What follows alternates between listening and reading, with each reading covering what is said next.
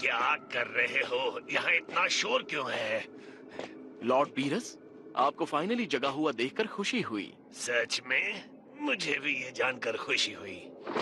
हाय, हमने तो आपको नहीं जगा दिया ना?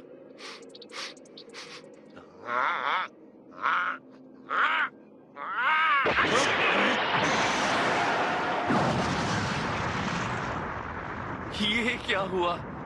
आपकी एक चीख भी एक प्लेनेट को नष्ट कर सकती है। वीरस के आसपास कभी भी लापरवाही नहीं बरतनी चाहिए।